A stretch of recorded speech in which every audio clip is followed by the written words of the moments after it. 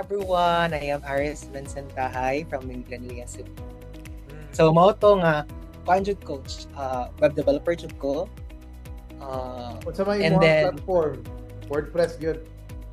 before kay kuan jud ko kana mga site builders, dili pa to familiar ang kanang Elementor, wala pa to sila. Kanang and then so mao to nga though dili Unsa jud nang kay unsa nang tuiga nga ano? around after pandemic coach mga 2021. Okay. Sige dayon. So mo to nga kanang do as a web developer ko nila, pero most of the kuan jud nako mga fixes dito kay SEO jud. So na intriga ko Okay. about sa SEO. What Nakita ko kanang mga bootcamps, workshops, and basically gaon na jud inyong website sa Google. So, mo to nga ni join ko sa bootcamp. Unsa nang Batch 14 murag 20 taon na jud Ano gud karon? Batch 40 na gud karon. Around 2024 siguro coach. And what I really like about the bootcamp jud kay najoy ka ng hands-on ba. Yeah, ipatry sa isa mo. Kay kanang most of the students man kay di ba? They're joining the SEO bootcamp kasi they wanna explore SEO and then lalo na client. But sa ako, kay Morgan ako siya kanang nag-learn kog SEO bootcamp kay para ako siyang ma-pair sa ako ang web development expertise po kay combo. Mo Time nag-bootcamp ta, wala pa kay ingon nga SEO client or anything agi work sa SEO. Kana nga time. Ay kuan ra coach kanang wala gito marketing man to, so naamoy mga SEO clients pod sa inyo. Nasa na SEO client pero ang akong gibuhat dito kay on-page SEO ra jud.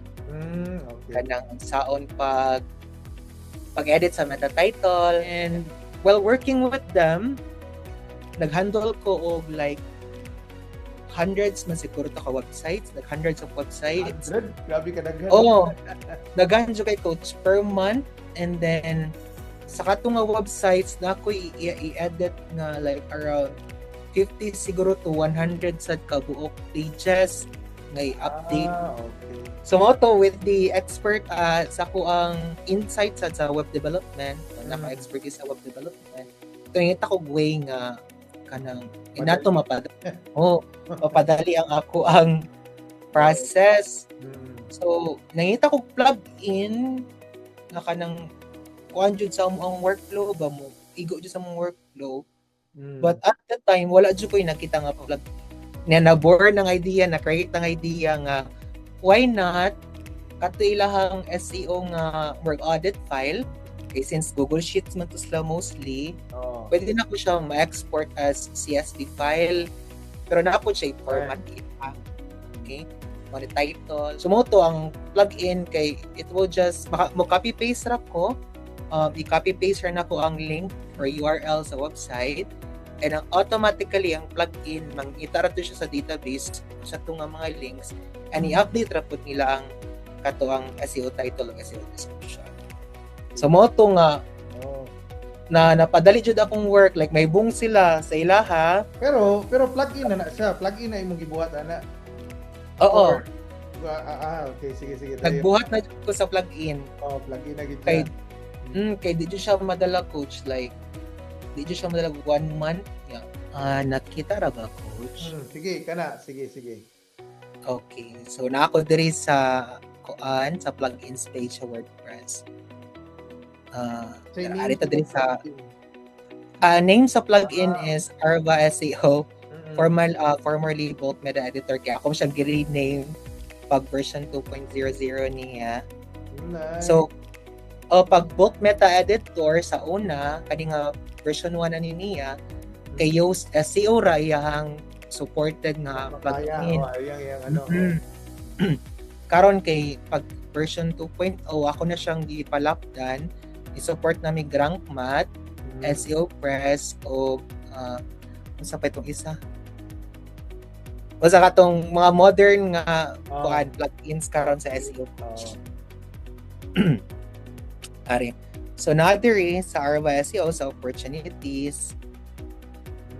Nadiri makita ang nice kanang unsay kanang mga needed na mga on-page. Makita ra ba, coach? Kita ra. Sige.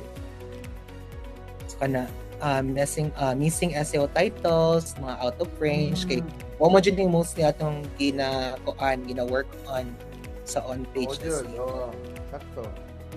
Kana sila SEO title, headings, dapat H1 lang, wala dapat multiple H1, wala duplicate, and image alt text.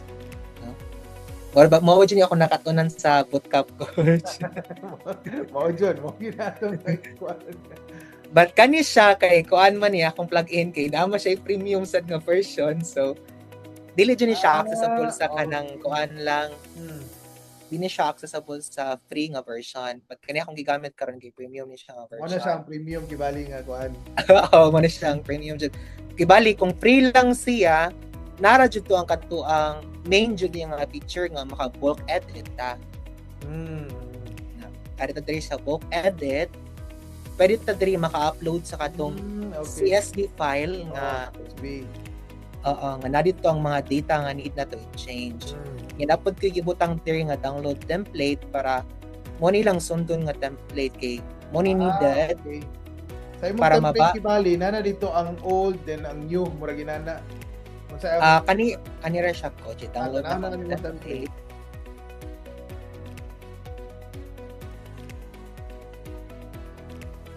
Okay, wait.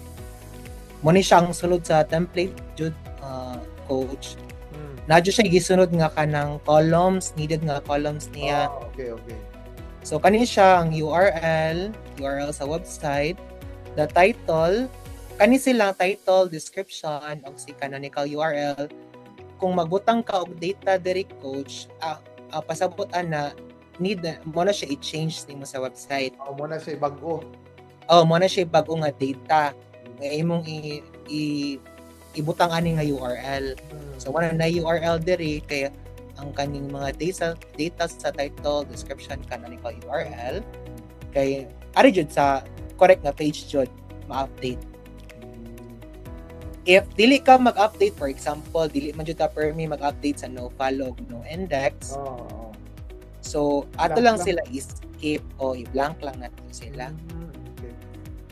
Kani siya accessible sa niya sa premium kaning crawl. Just in case na control no makita ba? Oo. Kaya naman ko yun sahay ka ng sa katong screaming frog man among gamiton coach para mag-crawl. Yung sahay kay ang screaming frog kay dili mo gana or ma-block siya ba. So mo ani nga ilabutang ko aning why not na pwede ma-crawl na lang ang kaning nga website. But ang kani sa doon ang downside ani dili makita ang mga external link ra siya. Mga internal link siya. Internal link lang siya. So start scroll na to, mag-scroll na siya sa pages, and mo ni ang mga kuan, na-scroll niya. Ang mga URL kibali. Mo ni lang mga pages, the URL, the SEO title, mo ni mga current nga SEO title, na description, and kani coach kay sa kuan sa ni sa plugin, diba na ang Yoast kay naman niya sila mga scoring or rank math. So kani based on the rank math or Yoast SEO scoring. If wala kay na koy gibutang sad nga logic nga automatic siya mag-scoring based po sa ilay title, ang kanang length nila o size sa kanang title of description. So i-export na tong data and ma-export po siya diri coach. And let's try to use this data kani so dara. Sige daw. Kaya ako na lang siyang i-upload sa akong drive. Kaya mas okayhan ko sa Google Sheets when working with SEO. Apil yun na sa tuagwan. Apil yun sa trabaho. Lagi. Open nga. O dyan ang kato, same ra sila og structure dyan sa katong download template. So natay first column, the URL. So mo ni ang URL sa mga pages sa website. And then the title. So magawas diri ang title since gi-export man ni nato siya nga data. So mo ni ang mga exported nga data niya mo ni naa sa database sa Yoast. And wala sila yung mga description, meaning wala pa sila i-set jud Mag-add na pa, description Di dito sa bali, mas maayo nga mag-crawl kadaan kay para makuha niya tanan then mag-edit na rin ka after. Then ibalik. so yes coach mo na ikatong murag edge pud ani niya sa premium kay nanadaan ang URL. Sakto kay premium. Oo. Sakto din. So na i-change na lang imong title diri. So ever na kay changes, for example kaning SEO yung tag new title, ato lang butangan og bago nilang title or description. Sige daw. And since for example dili man nato siya i-update ang canonical URL as is lang, so if as is lang nato, i-left lang nato as blank. I-left lang nato sila as blank. And then there is a no follow, no index. Pwede na sila blank dira, but since this is man an export file, so na sila nakabutang daan nga naka-false na sila daan.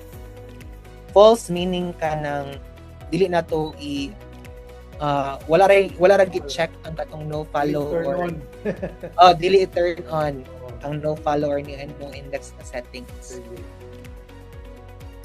For example, kani coach new title, new description, si product iyo. Pwede rin nila i-export balik ang CSV file. So, i-download na to siya. Export CSV file. Tag kaniya itong i-export. Ato to siyang ibutang balik sa tuang SEO plugin. So, arita diri sa bulk edit. Currently, akong SEO plugin is used. And makita raman ko na niya diri nga ang detected nga SEO provider kay SEO's SEO plugin. So, ako lang siyang i-upload.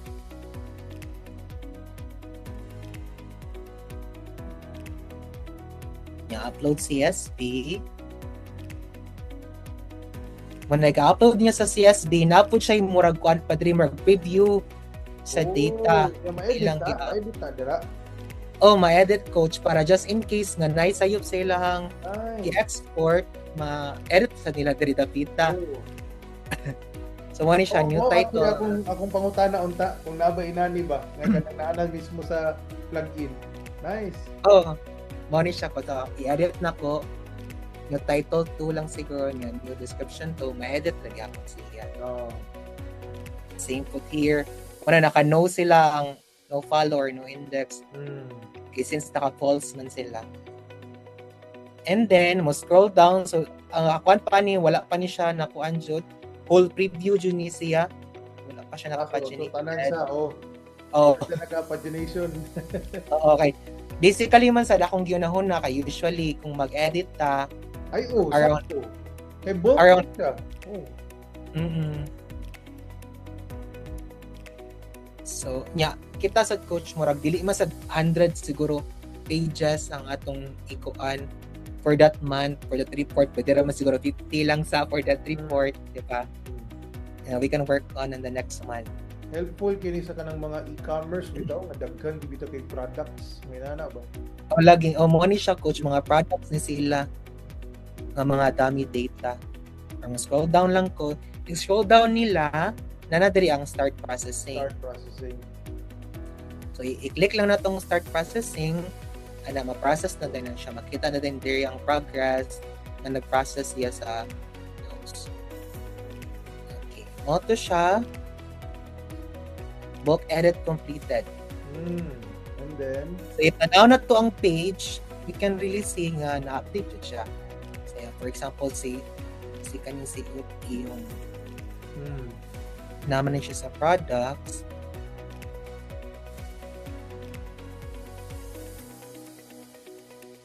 Let's edit yung